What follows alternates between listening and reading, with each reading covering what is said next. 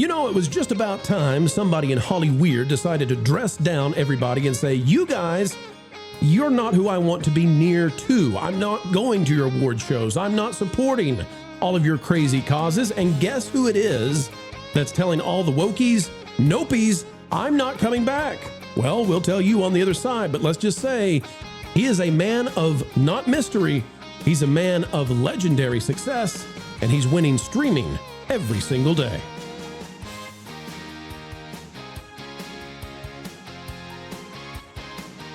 It's a great day. It's a groovy day, folks. Thank you for coming our way. The Pro Channel appreciates you, truly.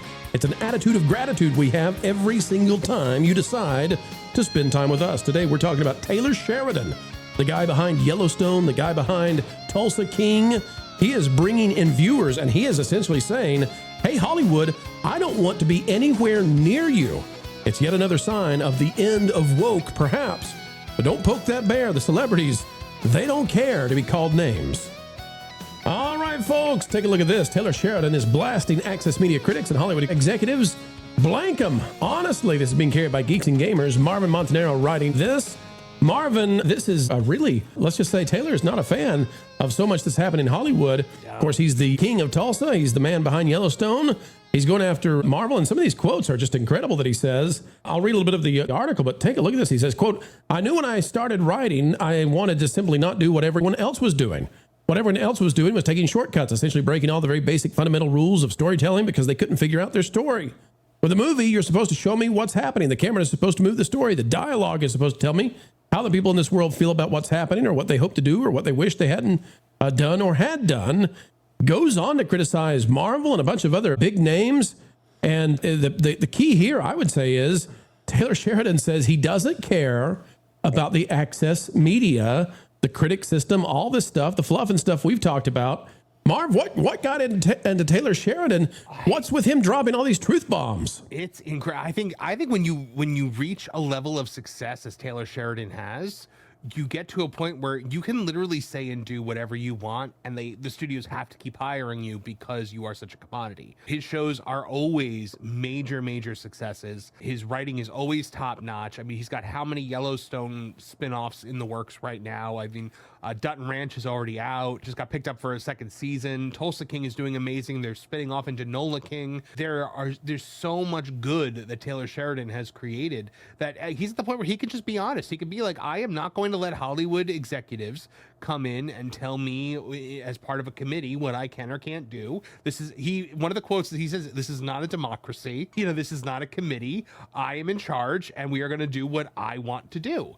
And then with the critics, he said specifically, he was like, because they always say, like, they always criticize the way he writes women, and they said he wasted Demi Moore without seeing, the full everything that went on in Landman, where like eventually she does get a much larger role, but you have to build up to it because it's a story that progresses. Where he said now he does things specifically to rage bait access media critics. Look at this. This is great. He says, quote, the critics are going to come after me. I'm underutilizing Demi Moore. I can't write for women. All this nonsense. Then I'm going to delete your husband and you're going to have to run the oil company. The critics and me, I don't care what they think. And it annoys the blank out of them that I don't care. I'll be the first to tell you that there are things that I do that rage bait them a bit. And this is one of them. Blank them honestly. Lauren, this is kind of refreshing to see somebody. I mean, he might not like us. I don't know. We've never engaged with him, but it's fun to see that he doesn't care what Rotten Tomatoes has to say. He doesn't care what's on Metacritic. He cares about making art, and whether it works or not, it's up to the audience. Because one thing about this article, Marvin, and I still want to go to Lauren, though, the amazing thing is he does care about the audience. He doesn't care about the critic system. He doesn't care about the influencer system. That's the big thing that he says. He says, he goes, if you want, one of the quotes is, if you want to win an Emmy, I ain't your guy. Don't come to me because I don't give a blankety blank about Emmys. God, I love that. All I'm here for is to entertain the audience. And I'm like, yes, that's right. Yes. That was I wanted to, like, I was writing this article and I wanted to do like the Drax line from Infinity War where it's like, he's not a dude. This is a man. Lauren, what are your thoughts? Should directors, should writers, should they care about the critics, or should they take this Taylor Sheridan approach and say, it's the audience, it's 100% the audience?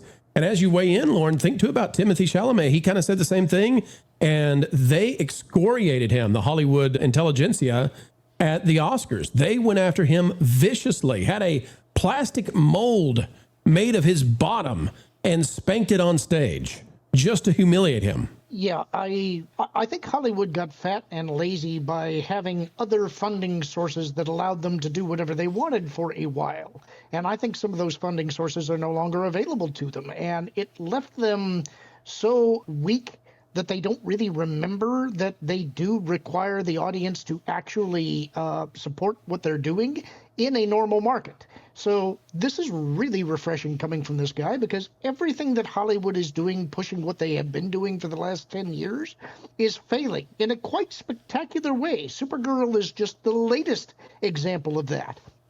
So if that's not working, you should be asking, what is the opposite of that I could do that might attract an audience? And he's proving it out. If they had any sense about them whatsoever, they'd be going to him and asking, how do we do what you're doing, or can you do it for us? And by the way, anyone that thinks that this man can't write women obviously has never watched one of his shows. He has amazing female. Beth Dutton is one of the best female characters on TV. And he writes them amazingly. I don't know. They people just don't like him because I think he reads right wing. He reads conservative. And I 100% believe it. I mean, in one of his most recent shows, I forget which one, I think he has an entire thing about, non-binaries or something like that, where he like mercilessly mocked them. I'll say this too. He also goes after Los Angeles, which this is what people like Timothy Chalamet, this is what they're going to have to figure out. Listen, most of America agrees. Most of America drives through Los Angeles and says this looks like a war zone. This is not where we want to be. The songs of the 90s, Beverly Hills, that's what... nobody's singing those songs anymore. Why? Because those places become the laughing stocks of America. Unfortunately, it brings us no pleasure to say so. But Sheridan says he has no interest in returning to Los Angeles. Quote, the only way you're going to be back to L.A. is if it secedes from the Union, and I'm drafted into the Army to take it back. It's the only way. He says, I love New York. That city's way, way stronger than whatever political wind is blowing in any direction, whereas L.A. is built on sand. So he doesn't, this is the freedom, okay? Whereas Timothy Chalamet walked into the Oscars not knowing that they were going to just go after him, eviscerate him for daring, say he makes stuff for the audience. Sheridan is saying, you're not dragging me into your stupid, silly award shows. I don't care. I care about winning with ratings. And I think, guys, I'd like to pick your brains on this. What would happen to every franchise if that was the new way that the creators, they perceived their job? Don't care about the awards. Don't care about pleasing the bubble. We're going to get out of trouble by making audiences happy. How would that affect Star Wars? How would that affect DC, Marvel, etc.? I think the major effect they would have is the WGA membership would be cut in half, probably, because most modern writers only know how to write for the awards and for the clapping social media seals. I think if you had five Taylor Sheridan level writers writing with this kind of freedom, I think you could completely retake the entire Hollywood landscape and remake it. Lauren, your thoughts? I would even argue for a minute, forget about the audience too. Let's just pretend that you're just writing and you don't care if anybody sees it. Mm-hmm. For something to work, you have to actually like the genre that you're operating in, and you have to like the culture that you're operating within as well. Otherwise, what you're doing is you are preaching against it, which is what Hollywood has been doing. You're arguing against it. You're delivering a sermon, a screed, and nobody likes to be preached at.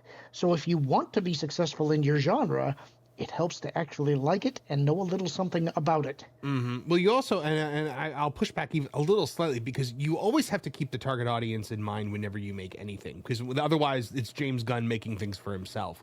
But you have to like the audience that you're writing for, to piggyback off of what you're saying. You have to be like, I want to give this to these people, and these people will like it, and they will pay to see it, or they will, give it their time and money, in which advertisers can then, jump on board. You can't actively hate the audience the way so many of these people do. I'm going to push back on your pushback. Okay. So take something like Star Wars. I think it would be easy to say that George Lucas would not agree with my politics. And Probably. I don't agree with his. And yet he wrote a series that, despite what the current owners of the property would say, they would say that their side of the aisle is the Rebel Alliance. But George wrote it in such a way that anybody could identify with the Rebel Alliance because the themes were against an oppressive authoritarian empire that was restricting speech, restricting rights, all of that stuff. They would claim that that's what they see in our side of the aisle. George had the talent to write it universally. That was not about whether he liked the audience or not. It was about the themes that he was trying to put out, which was freedom versus authoritarianism. And that requires that you understand what those things are and that you like the genre and the culture that you are trying to preserve. I'll amend my statement slightly then. I will say you don't have to like your audience. You have to not actively hate them. Not preach to them. Not say, or scold them. I don't like what you are. This is what you should be. Joker Folie à deux, where they just held it up and they were like, you all suck. We hate that we won last time because of you dirty rubes. That's not a great way.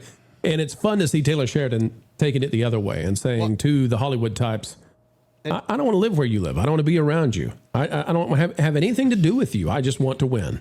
And when you look at, the way they all came at Timothy Chalamet, all the A-listers were coming in. The A-listers aren't coming at Taylor Sheridan for anything that he does or says. You know why? Because they all want to be in his shows.